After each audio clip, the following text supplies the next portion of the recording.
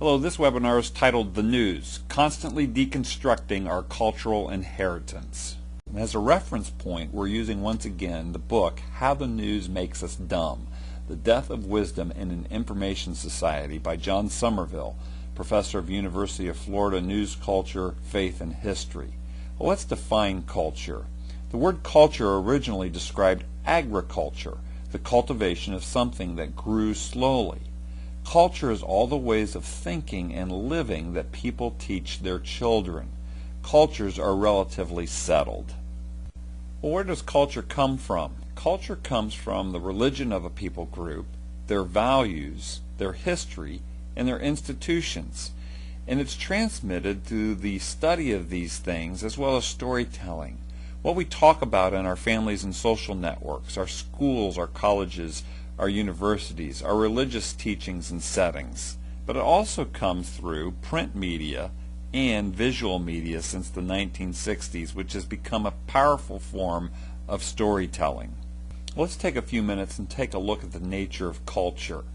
The nature of culture. Before there was a news industry, when news came along irregularly and informally, societies were held together by their cultures. People shared fairly settled assumptions about what was reasonable, natural, expected, or good. This was a good thing. If society is to function in meeting our individual needs, there must be a considerable measure of agreement on what is reasonable, natural, expected, and good. It won't be perfect agreement, but there will at least be a language in which the disagreement can be carried on and perhaps resolved. This language includes more than words and grammatical rules. It includes shared assumptions, common metaphors, legendary models, and a scaling of values. Culture is important for a stable and healthy societal life. However, today the modern mindset seems to undermine culture.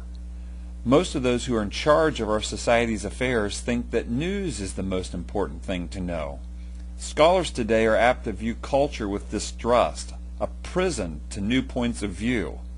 They would say we're not absolutely free unless we can throw off these cultural constraints. What this means is that news and culture are in constant conflict. You see, in order to have a true culture, society needs to see life as steady and see it whole. But daily periodic news by its very nature is unsettling. The news business causes us to see our life as jumpy and scattered. Because the news industry has a constant need to create interest and to look for friction points and make things appear unsettled, it is caught in the position of sponsoring a continuous referendum on our cultural inheritance.